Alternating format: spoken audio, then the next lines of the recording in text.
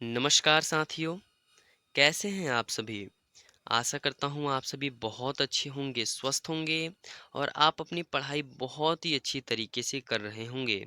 साथियों, आज हम लोग इस वीडियो में बिहार बोर्ड क्लास 10th राजनीति शास्त्र यानी सिविक्स यानी कि पॉलिटी के चौथे अध्याय लोकतंत्र की उपलब्धियां पाठ के ऑब्जेक्टिव प्रश्नों की चर्चा करने वाले हैं। तो आप लोग वीडियो में शुरू से लेकर के अंत तक अवश्य बने रहिएगा। साथियों, आपकी जानकारी के लिए बता दें कि हम प्रयास कर रहे हैं कि प्रतिदिन आपको कोई ना कोई सब्जेक्ट का ऑब्जेक्टिव मिलता रहे। तो आप लोग अगर पहली बार हमारी चैनल पे विजिट किए हों तो चैनल को अवश्य सब्सक्राइब कर लें। वीडियो अच्छी लगे तो अपने दोस्तों के साथ अवश्य साझा कर दें। चलिए प्रारंभ करते हैं। पहला प्रश्न है कि भारत में किस प्रकार की लोकतंत्र की व्यवस्था है? क्या भारत में प्रत्यक्ष लोकतंत्र है, अप्रत्यक्ष लोकतंत्र है या प्रत्यक्ष अप्रत्यक्ष दोनों है या इनमें से कोई नहीं? तो भारत देश में जो है किस प्रकार का लोकतंत्र है? अप्रत्यक्ष लोकतंत्र है। Option B is the right answer. दूसरा प्रश्न है कि भारत में किस प्रकार की शासन प्रणाली है? संघीय और अध्यक्षीय, संघीय और संसदीय, एकात्मक और अध्यक्ष या एकात्मक और संघीय? तो भारत में संघीय और संसदीय क्या है जी? शासन प्रणाली है। Option B is the right answer.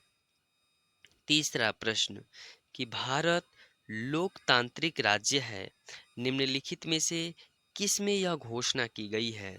प्रस्तावना में, पाठ में, कानूनी पुस्तक में या नागरिक शास्त्र में? तो भारत एक लोकतांत्रिक राज्य है, यह जो है प्रस्तावना में घोषित किया गया है। Option A is the right answer. 4 number प्रश्न है कि ना लोकतंत्र सभी नागरिक को देता है असमान अवसर, क्षणिक अवसर, समान अवसर या उपयुक्त तीनों? तो जो लोकतंत्र है वह सभी नागरिक को क्या देता है बड़े भैया? तो समान अवसर देता है। Option C is the right answer. 4 number प्रश्न है कि लोकतंत्र का मूल उद्देश्य है सामूहिक सहमति, व्यक्तिगत आदेश, एक समूह का निर्णय या एक व्यक्ति का निर्णय? तो लोकतंत्र का क्या उद्देश्य है जी? सामूहिक सहमति। Option A is the right answer.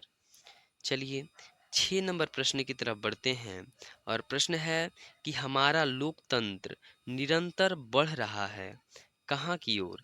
निम्न स्तर की ओर, ह्रास की ओर, अवनति की ओर या विकास एवं उन्नति की ओर?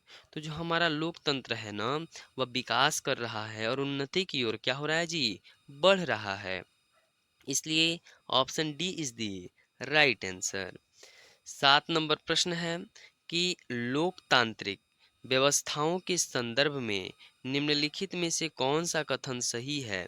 लोकतांत्रिक व्यवस्थाओं में सफलतापूर्वक क्या राजनीतिक असमानता के विचार को समाप्त कर दिया गया है या लोगों के बीच टकराव को समाप्त कर दिया गया है या लोगों के बीच असमानताओं को समाप्त कर दिया गया है या इनमें से कोई नहीं? देखिए 7 नंबर प्रश्न का उत्तर हो जाएगा राजनीतिक असमानता के विचार को क्या कर दिया गया है? समाप्त कर दिया गया है। Option A is the right answer.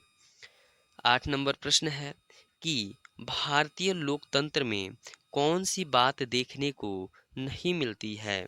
पहला ऑप्शन है स्वतंत्र न्यायपालिका, ऑप्शन बी निष्पक्ष चुनाव, ऑप्शन सी कानून के समक्ष समानता या ऑप्शन डी बहुसंख्यकों का शासन? तो सही उत्तर हो जाएगा बहुसंख्यकों का शासन। यानी कि भारत में अगर अत्यधिक मात्रा में कोई बहुसंख्यक में है तो जरूरी नहीं है कि उसी की सरकार बनेगी।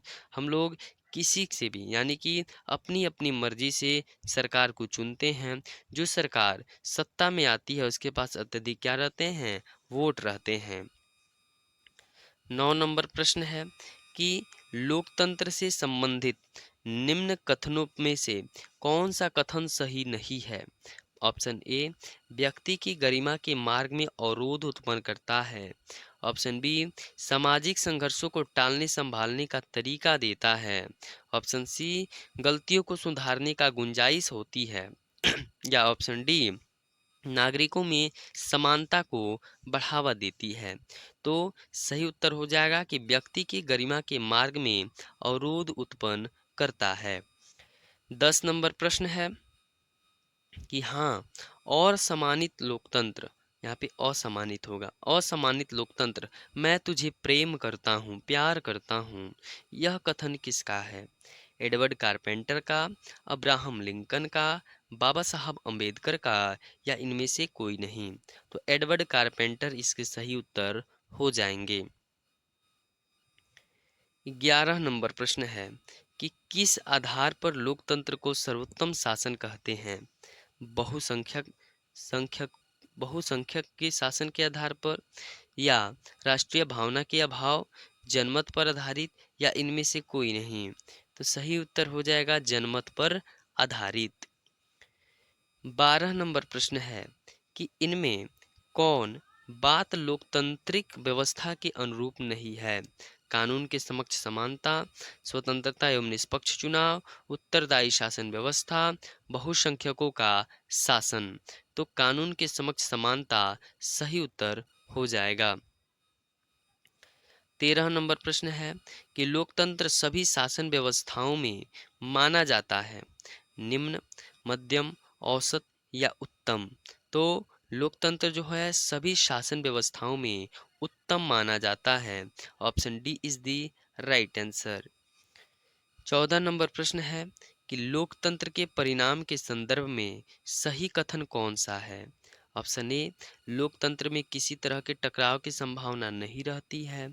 ऑप्शन बी गरीब देश के आर्थिक विकास के लिए तानाशाही चाहिए। ऑप्शन सी लोकतंत्र अपने नागरिकों के बीच आर्थिक और समानता समाप्त करने में पूर्ण रूपेण असमर्थ है, या लोकतंत्र विविधताओं में सामंजस्य लाने में सक्षम है? तो 14 नंबर प्रश्न का उत्तर हो जाएगा लोकतंत्र विविधताओं में सामंजस्य लाने में सक्षम है। 15 नंबर प्रश्न है कि लोकतंत्र का विरोधी कौन है भैया? तानाशाही व्यवस्था, राजतंत्र व्यवस्था, अधिनायकवादी व्यवस्था, या सभी? तो इसका सभी उत्तर हो जाएगा, क्योंकि तानाशाही व्यवस्था भी लोकतंत्र का विरोध करती है, राजतंत्र भी और अधिनायकवादी भी। 16 नंबर प्रश्न है कि भारतीय संविधान के बारे में कौन सा कथन सही है? यह धर्म के आधार पर भेदभाव को मनाही करता है, या एक धर्म को राजकीय धर्म बताता है, या लोगों का कोई भी धर्म मानने का आज़ादी नहीं है, या महिलाओं को मतदान का अधिकार का अभाव है? 16 नंबर प्रश्न का उत्तर हो जाएगा यह धर्म के आधार पर भेदभाव को क्या करता है जी? मनाही करता है। Option A is the right answer. 17 number प्रश्न है कि भारत में चुनाव का सर्वोच्च अधिकारी कौन होता है? तो एक शब्द में आपको उत्तर दे देना है, मुख्य निर्वाचन आयुक्त। ठीक है, 17 नंबर प्रश्न का option B is the right answer. 18 number प्रश्न है कि निम्नलिखित में से कौन राष्ट्रीय दल है? जनता दल यूनाइटेड, डीएमके, लोक जनशक्ति पार्टी, या भारतीय जनता पार्टी? तो भारतीय जनता पार्टी एक प्रकार की राष्ट्रीय दल है। 19 नंबर प्रश्न है कि भारत का संवैधानिक अध्यक्ष कौन है बड़े भैया? राष्ट्रपति, प्रधानमंत्री, राज्यपाल, या उपराष्ट्रपति? तो भारत का संवैधानिक अध्यक्ष कौन है? राष्ट्रपति है। Option A is the right answer. 20 number प्रश्न है कि लोकतंत्र में निर्णय लिया जाता है? ऑप्शन ए विधायिका की स्वीकृति से, ऑप्शन बी पंचायत समिति की स्वीकृति से, ऑप्शन सी पंचायत की स्वीकृति से, या ऑप्शन डी उपयुक्त में से कोई नहीं? तो लोकतंत्र में निर्णय विधायिका की स्वीकृति से लिया जाता है। Option A is the right answer. चलिए आज के लिए बस इतना ही, फिर मिलते हैं कल हम लोग नए चैप्टर के ऑब्जेक्टिव प्रश्नों के साथ। बहुत बहुत धन्यवाद।